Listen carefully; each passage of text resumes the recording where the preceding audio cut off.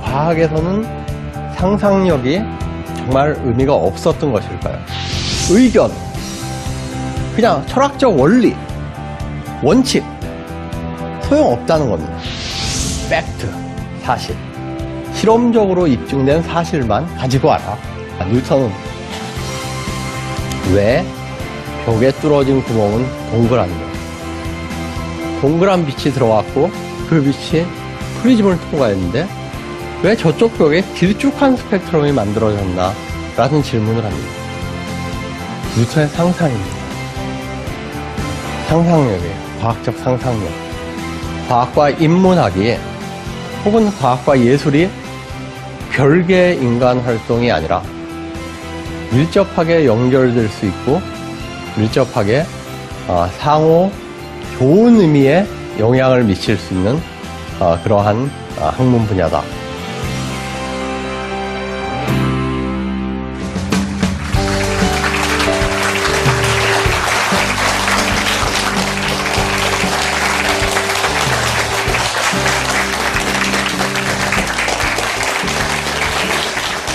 네, 그럼 과학, 인문과 예술을 만나다 두 번째 강의 시작하겠습니다.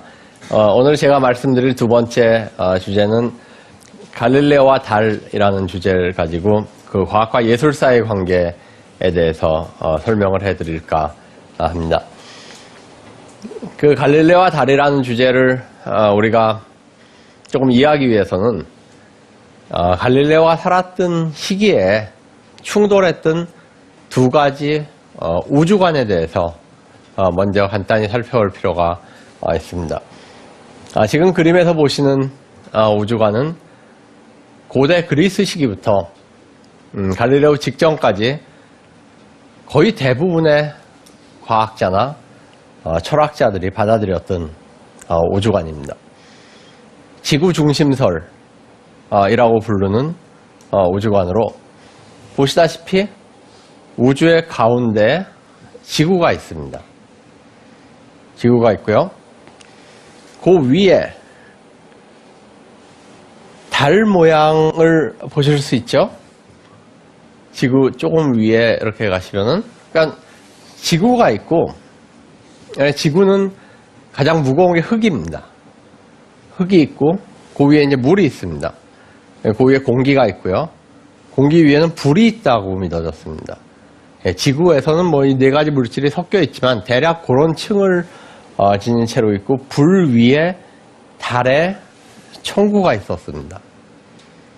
예, 그리고 그 위에 수성이 있고, 금성이 있고, 그리고 태양이 있고, 화성이 있고, 목성이 있고, 토성이 있고, 그 토성 위에 북바지별이라고 알려진 항성들이 촘촘히 박혀 있었습니다.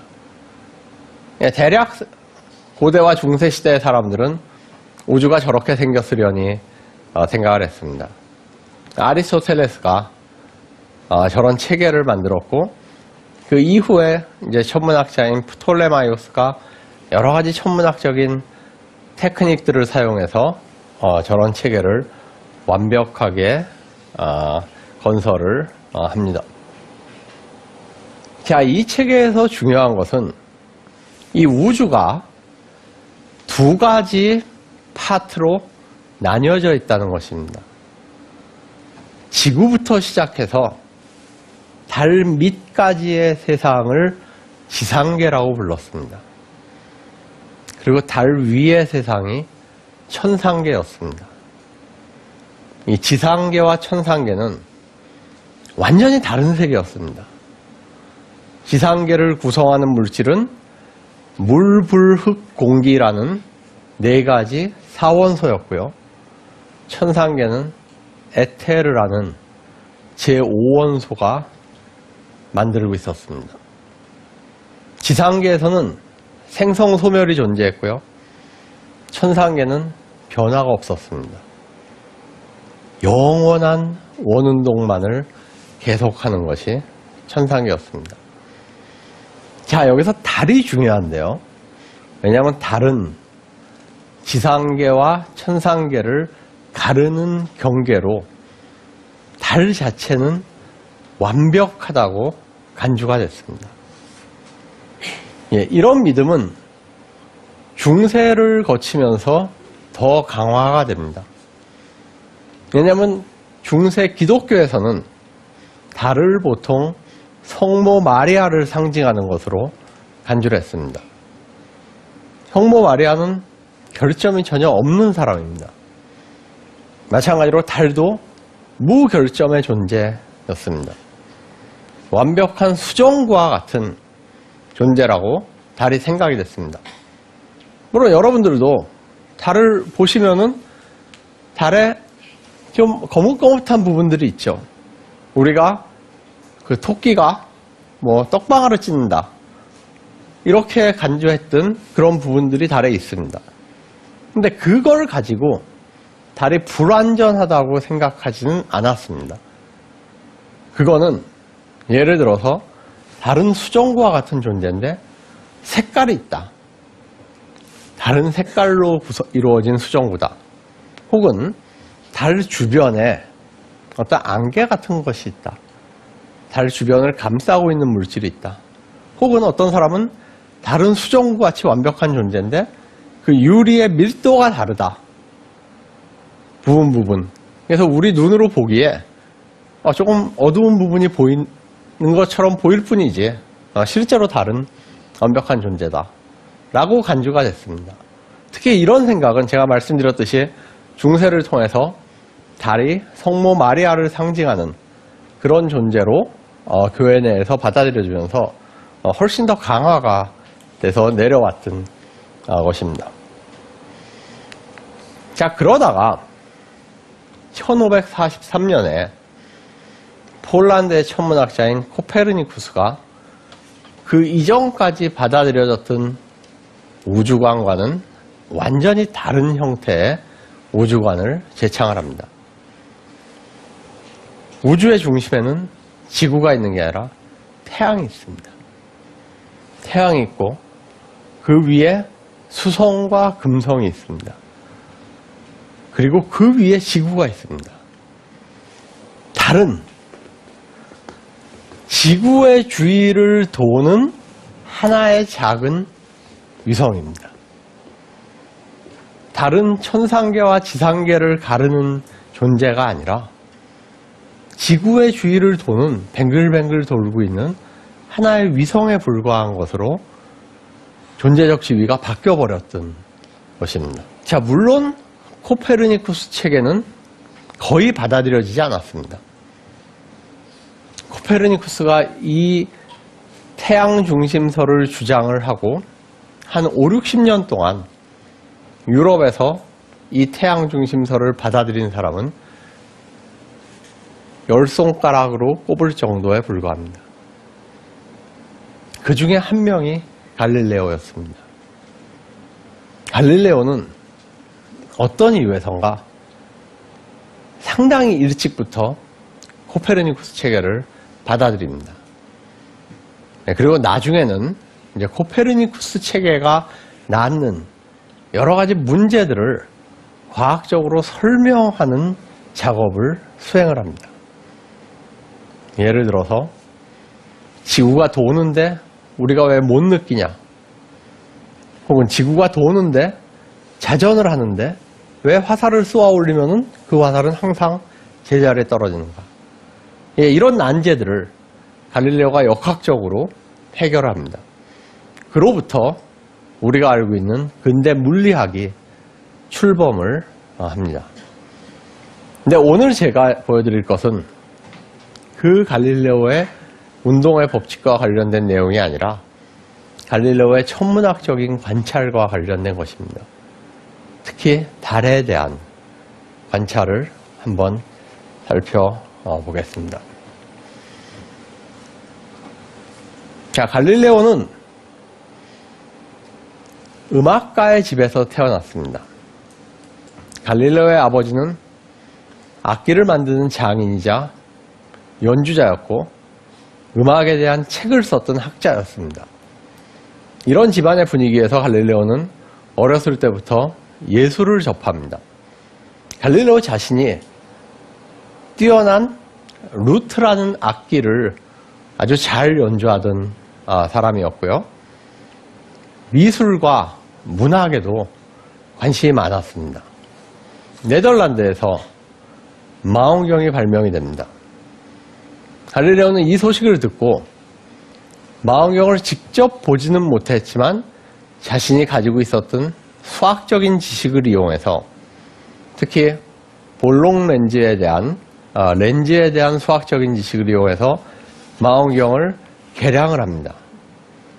그래서 처음에 배율이 3배율짜리인 망원경을 만듭니다. 그러니까 별로 그렇게 크게 보이지 않고 3배율짜리는 그 뒤에 8배율짜리 망원경을 만듭니다. 그래서 이 망원경을 가지고 그 베니스의 관료들한테 접근을 합니다. 자, 당신들이 이 망원경을 가지고 있으면은 적군이 쳐들어올 때 상당히 일찍부터 적군이 쳐들어오는 것을 알 수 있을 것이다. 그러니까 나한테 큰 돈을 주고 나를 후원해달라. 그럼 내 망원경에 대한 모든 것을 당신들에게 주겠다.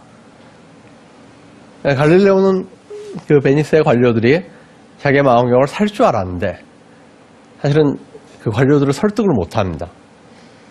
그러다가 그 망원경을 더 개량을 해서 20배율짜리 망원경을 만듭니다. 그리고 그 망원경을 가지고 지상을 관찰하는 것이 아니라 하늘로 눈을 돌립니다. 하늘을 관찰하기 시작을 하고 첫 번째로 갈릴레오는 지구에서 가장 보이기 쉬운 달을 봅니다. 네. 망원경이 그렇게 썩 잘 보이진 않았습니다. 하나의 예를 들어보면요.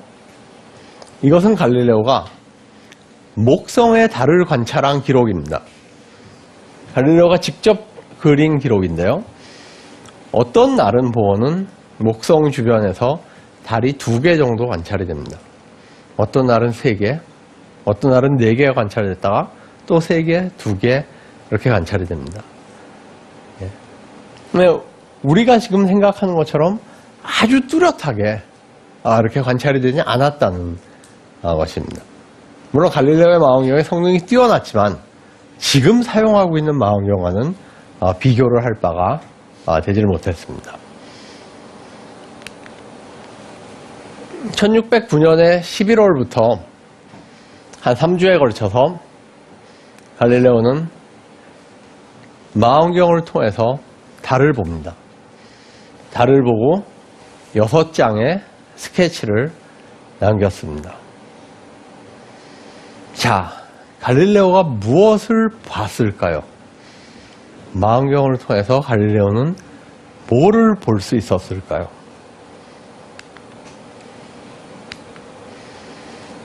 그 중에 2개를 확대를 해보겠습니다.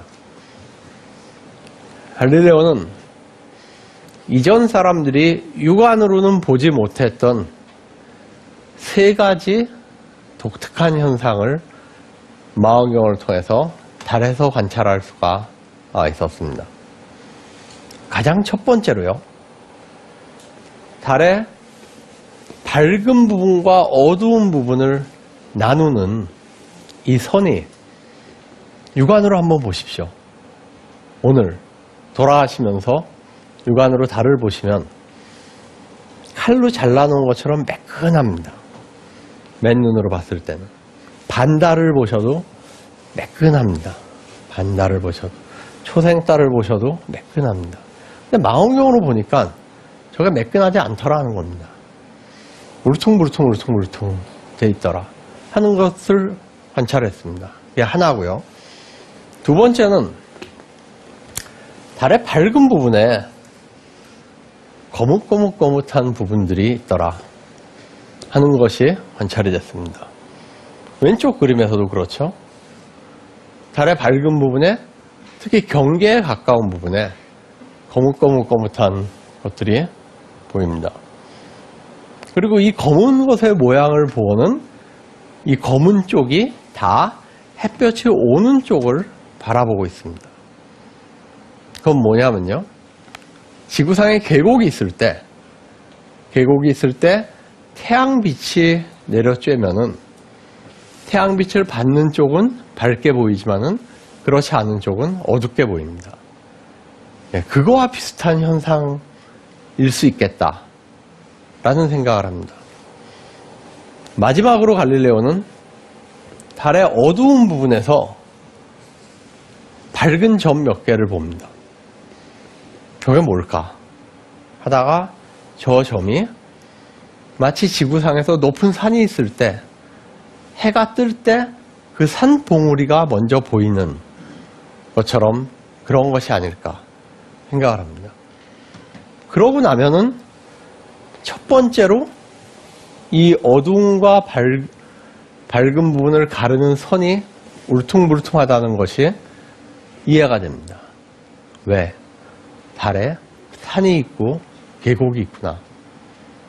그러면은 햇볕이 비쳤을 때 저 나누는 선들이 산과 계곡에서 생긴 그림자들 때문에 울퉁불퉁하게 보이겠다는 생각을 합니다. 이 생각이 2000년을 거슬러 오던 달에 대한 일반적인 상식을 완전히 뒤집어 엎었습니다. 달은 수정구 같은 존재다. 달은 무결점의 존재다. 왜? 달은 지상과 천상을 가르는 것이기 때문에. 달은 천상계에 속하기 때문에 완벽한 존재다. 성모 마리아를 상징하는 존재이기 때문에 흠이 있어서 안 된다. 라는 생각을 처음으로 바꾸게 했던 그러한 과학사에서 굉장히 중요한 발견과 해석이었습니다. 지상을 관찰하는 것이 아니라 하늘로 눈을 돌립니다. 갈릴레오는 뭐를 볼 수 있었을까요? 그 중에서도 사람들을 가장 놀라게 했던 것은 달의 모습입니다. 이 생각이 2000년을 거슬러 오던 달에 대한 일반적인 상식을 완전히 뒤집어 엎었습니다.